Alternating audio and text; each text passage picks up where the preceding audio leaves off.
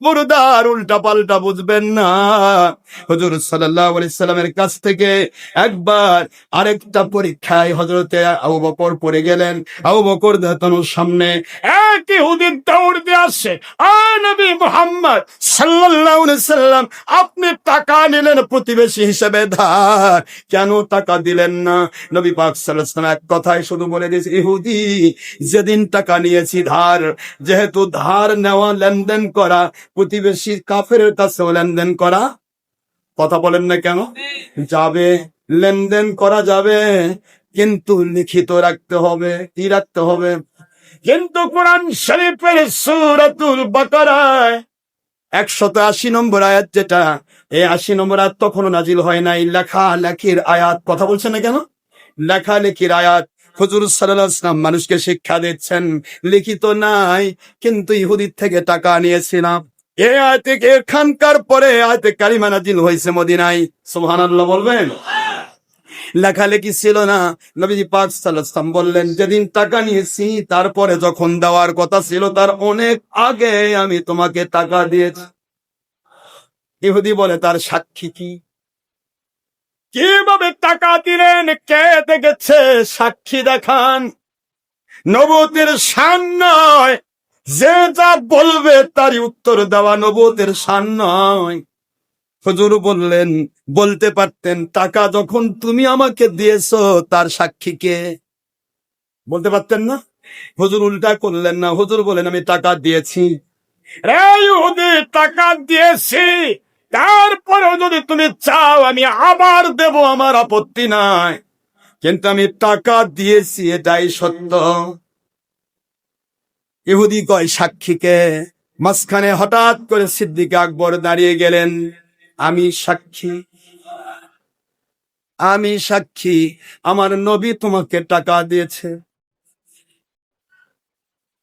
কিসের সাক্ষী?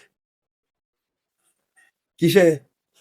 চোখে দেখারটা নয়, ব্রেনের দেখা নয়, কিসের সাক্ষী বলেন? ইমানের সাক্ষী। ইহুদি, আমার নবী তোমাকে টাকা দিয়েছেন, দুনিয়াতে সাক্ষী যদি দাও আমি সিদ্দিক আকবর সাক্ষী। ইহুদির মুখ চুপসে গেল। সিদ্দিক আকবর ছোটখাটো মানুষ ছিলেন না, অনেক বড় মাপের বিজনেসম্যান ছিলেন। সুবহানাল্লাহ বলেন। অনেক বড় মাপের বিজনেসম্যান, ইন্টারন্যাশনাল। সেই সময় আরব, সিরিয়া চতুর্দিকে তার ব্যবসা চলত। তিনি একজন ওসমান গনির একজন, এ ধরনের কুরাইশ বংশে অনেকে ইন্টারন্যাশনাল ব্যবসা করত, সবাই চিনত, সবাই সম্মান করত। হযরত আবু বকর রাদিয়াল্লাহু আনহু যখনই বলেছেন আমি সাক্ষী, ইহুদি চুপসে গেছে, একেবারে চুপ। আল্লাহর বন্ধু বললেন, আবু বকর, আপনি যে সাক্ষী তার প্রমাণ। আমি যখন টাকা ইহুদির থেকে নিয়েছি তখনও আপনি ছিলেন না, যখন আমি টাকা দিয়েছি তখনও আপনি দেখেন নাই, না দেখে কেমনে সাক্ষী হন গো আবু বকর? সিদ্দিক আকবর বলে, আল্লাহর বন্ধু, ছোটকাল থেকে আপনার সাথে একই সাথে চলেছি, একই সাথে ফিরেছি, জীবনে কোনোদিন আপনার মুখ থেকে মিথ্যে বলা শুনি নাই।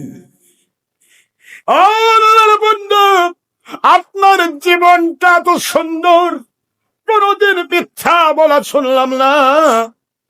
আজ আপনাকে বিশ্বাস করি বলে কলেমা পড়েছি, বিশ্বাস করি বলে আল্লাহ মেনেছি, আপনাকে বিশ্বাস করি বলে কোরআন মেনেছি, আপনাকে বিশ্বাস করি বলে এত কাফেরদের অত্যাচার সহ্য করেছি।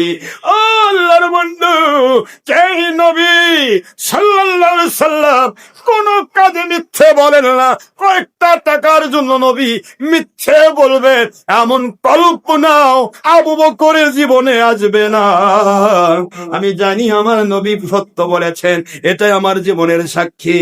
আল্লাহর বন্ধু বলেন, আবু বকর, আপনি সাক্ষী দিয়েছেন সত্য, কিন্তু দেখেন নাই, তারপরেও সাক্ষী। আল্লাহর নবীর কাছে বলে, নবী গো, আমার সাক্ষী হলো ইমানের সাক্ষী,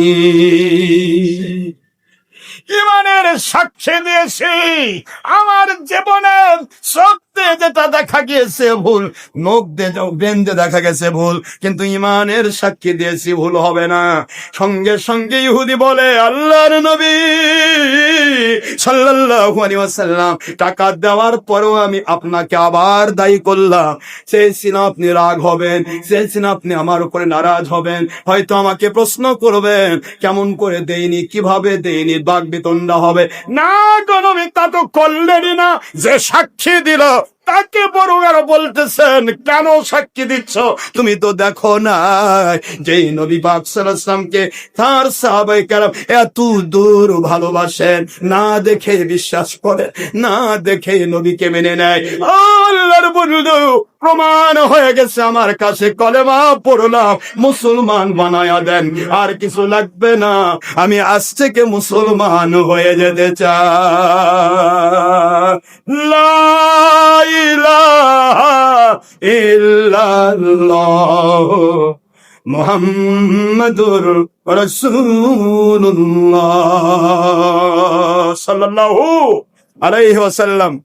কোন হিকমতে কোথায় কে কবুল হয়ে যায়, সুবহানাল্লাহ। আবু বকর রাদিয়াল্লাহু আনহুকে আল্লাহর হাবিব সিদ্দিক আকবর উপাধি দিয়ে দিলেন।